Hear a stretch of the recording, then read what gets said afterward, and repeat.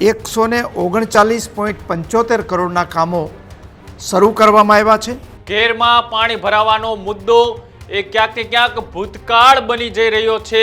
સરકારે કુલ 1534.9 કરોડ રૂપિયાની એ યોજના છે તેમને મંજૂર કરી દેવામાં આવી છે।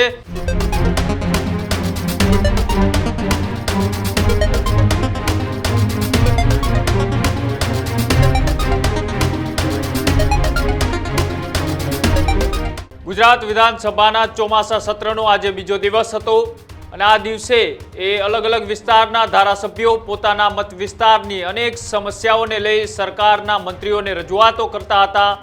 એ પ્રમાણે સૌથી મોટો પોરબંદર અને તેની આજુબાજુના વિસ્તાર ઘેડ પંથકમાં જે પાણી ભરાવાની સમસ્યાઓ એ વર્ષો થયા એ એકની એક સમસ્યાઓ ચાલી રહી છે।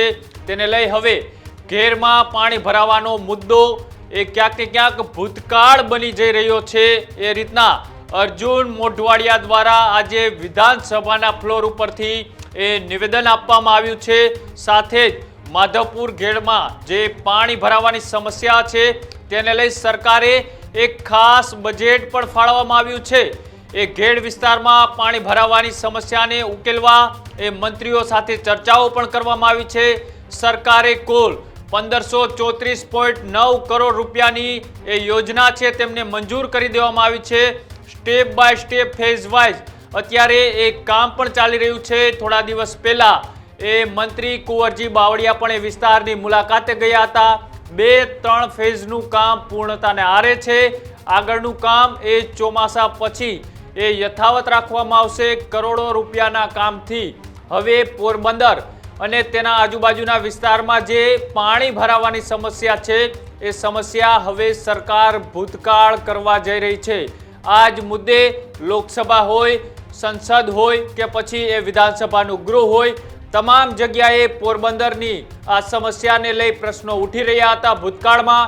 હવે એ જ પ્રશ્નને લઈ એ સરકારે યોજના એક લાગુ કરી છે। એક પ્રોજેક્ટ અત્યારે કામ કરી રહ્યો છે અને આ જ પ્રોજેક્ટને લઈ એ ધારાસભ્ય અર્જુન મોઢવાડિયાએ વિધાનસભાના ફ્લોર ઉપરથી એ ઘેડ વિસ્તારના પ્રશ્નો છે તેમની રજૂઆત તેમને કરી હતી અને તેમને વધુમાં આ વિસ્તારથી સમજાવતા શું કહ્યું હતું આવો તે પણ સાંભળીએ। જે પ્રશ્નોત્તરી કાળમાં ઘેડ અંગેના મારા એક પ્રશ્ન હતો એના જવાબમાં આજે રાજ્ય સરકારે મને માહિતી આપી છે કે ઘેડ વિકાસ યોજના માટે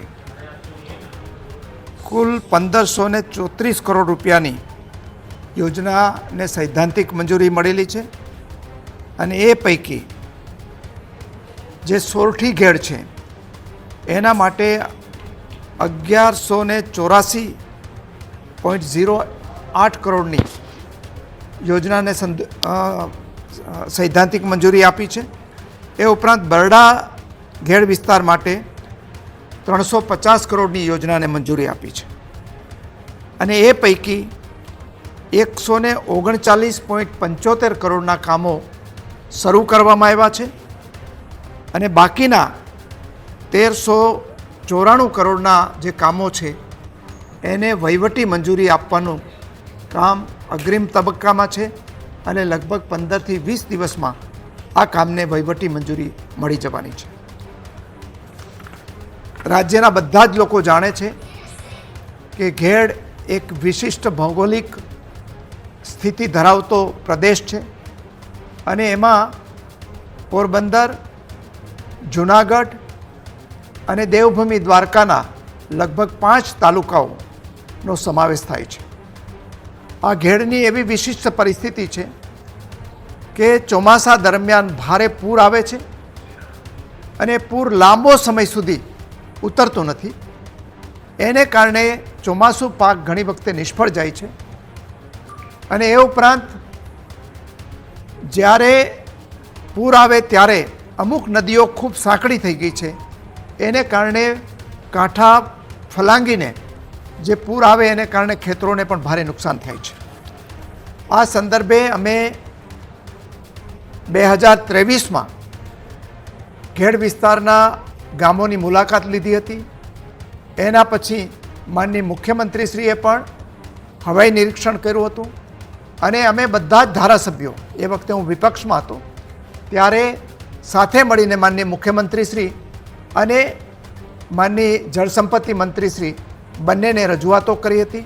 એના સંદર્ભે માનનીય મુખ્યમંત્રી શ્રી ભૂપેન્દ્રભાઈ પટેલે એ વખતે ખાતરી આપી હતી કે ઘેડની અંદર ઘણા બધા કામો થયેલા છે, પરંતુ એમનું કાયમી ધોરણે સોલ્યુશન થઈ જાય એ માટે એક તાંત્રિક અભ્યાસ કરાવીને એનું આયોજન કરવું પડે તેમ છે.